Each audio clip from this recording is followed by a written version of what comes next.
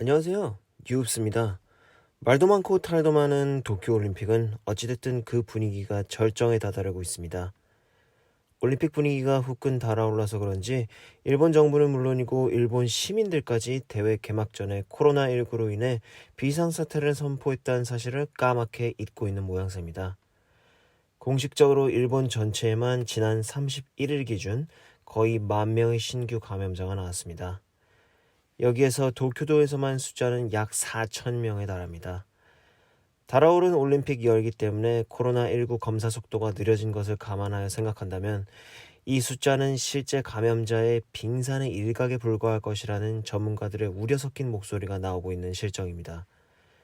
실질적으로 그 전파력이 엄청난 델타 변이 바이러스가 전 세계를 휩쓸고 있는 지금 전 세계 각지에서 각종 선수들 및 스태프들이 들어와서 일본의 코로나19 상황은 일촉즉발의 상황이 아닐 수 없게 되었습니다. 대회 전에 일본 정부 및 올림픽위원회 측에서는 코로나19의 방역 수칙을 최고도로 상향하여 코로나19의 확산이 없는 안전한 올림픽을 만들겠다는 약속이 무색하게 대회 초기에 잘 지켜진 듯했던 선수들의 선수촌 내외 출입 및 동선 관리도 점점 허술해지고 있어 도쿄 시내 이들의 모습이 이제 심심찮게 목격되고 있는 실정이어서 이거 방역 관련해서 완전히 손을 놓아버린 것이 아닌가 의심스러울 정도입니다. 일본은 돈 몇 푼 벌어서 손해를 메꾸려고 애초에 지키지도 못할 약속을 한 셈이 된 겁니다. 처음부터 대회 며칠 전 코로나19 확산으로 비상사태를 선포하고는 계속 올림픽을 추진하는 것부터가 제정신이 아닌 모습이었긴 했었습니다만 지금이라도 사태가 더 커지기 전에 접을 건 접어야 하는 게 현명한 것이 아닌가 하는 생각이 드네요.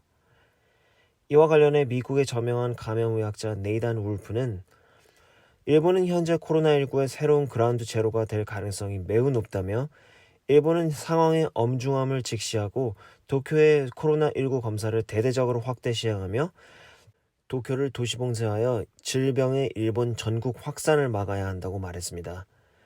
추가로 그는 시기를 놓친다면 이는 헬스케어 시스템의 붕괴를 초래해 일본은 제2의 인도가 될 수도 있다라고 얘기했습니다.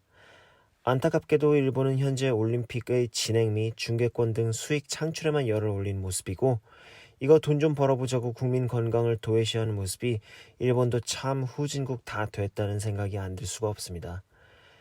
용기 있게 일본 도쿄올림픽은 정말 불공정한 올림픽이라고 소리낸 선수도 있었습니다. 러시아 수영 선수 율리아 에피모바는 일본이 선수들의 안위는 안중에도 없이 오직 중계권 수익 창출을 위해 모든 경기 일정을 미국 프라임 시간대로 억지로 끼워 맞추려고 한다며 나는 이제까지 이런 올림픽을 보지도 듣지도 못했다고 했습니다. 물론 세상 많은 것이 먹고 살고 돈 벌려고 한 짓이지만 또 무관중으로 올림픽을 진행하는 바람에 중계권 수익에 집중해야 하는 것도 이해가 되지만 그렇게 돈 벌고 싶은 의도가 밖으로 드러날 때 참 보기 역겨운 법이죠. 내우외환이라는 말이 있습니다. 이는 현재 일본의 상황을 두고 하는 말이 아닌가 싶습니다.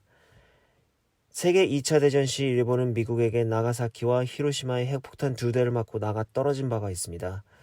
그 이후로 일본은 미국하면 설설 기는 처지가 아닐 수가 없는데요. 해외 침공을 할 수 없는 자위대만 가지는 헌법 제정이나 플라자 합의에 의한 통화 조건 변경을 통한 경제권 조정 등 미국은 일본을 어린애 다루듯이 좌지우지해왔고 실제로 그럴 힘이 있습니다. 사실 우리는 미국 조 바이든 대통령이 취임했을 때 미국의 노선이 친일 쪽으로 기울어지지 않을까 많은 걱정을 했었습니다. 그도 그럴 것이 현재 조 바이든 대통령은 버락 오바마 전 대통령 재임 시 부통령으로 있었으니까요. 버락 오바마 전 대통령은 일본에게 참 관대하기로 정평이 나 있죠. 그리고 역대 미국 대통령 중에서 일단어를 가장 많이 하는 대통령으로도 이름이 높습니다. 그런데 예상과는 달리 바이든 행정부는 일본에게 그리 녹록하지만은 않았습니다. 특히 과거사 문제를 두고 바이든 행정부는 일본을 압박한 모습입니다. 사실 미국은 아시아 외교 및 안보 정책에서 중국을 견제하기 위해 일본과 한국과 긴밀한 동맹을 맺고 있습니다. 껄끄러운 한일 관계는 사실 한국과 일본 당사자들에게도 골머리를 앓게 하지만 미국 입장에서도 큰 근심거리가 아닐 수 없겠죠.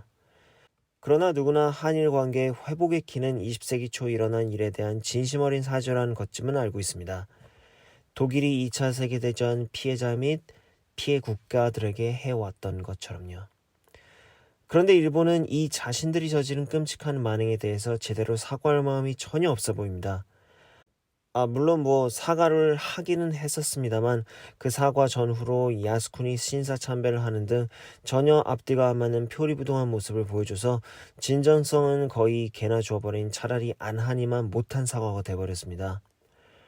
그런데 어제 미국 국무부에서 대변인 네드 프라이스를 통해 성명을 낸 것을 보면 일본은 과거 세계대전 관련 각종 과오들을 인정하고 진정성 있는 사과를 통해 21세기의 모범적인 국가로 성장할 수 있다라고 했는데요.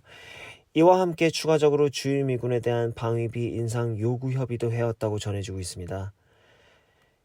이는 친일본 성향이 다분했던 오바마의 부통령이었던 조 바이든 행정부에서 나온 성명이라 굉장히 놀랍고 또 올림픽이 한창인 이 시점에서 굳이 과거사를 들추어냈다는 점에서 그 배경에 대해서 관심이 쏠리고 있습니다.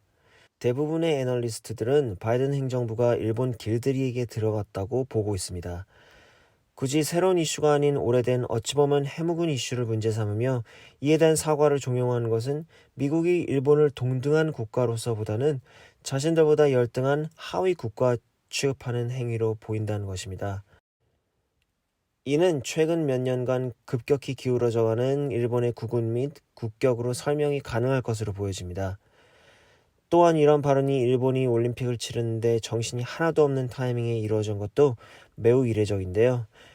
이 또한 최근 불거진 오심 논란 및 지나친 홈 어드밴테이지 적용 등에 대한 불만 표시인 것이 아니냐는 관측까지 나오고 있습니다.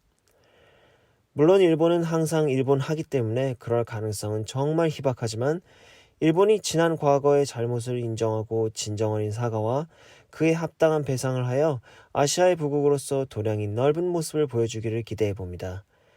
오늘 영상은 여기까지입니다. 저는 지금까지 유읍스였고요. 저는 다음 시간에 더욱 좋은 영상으로 다시 찾아오겠습니다. 안녕히 계세요.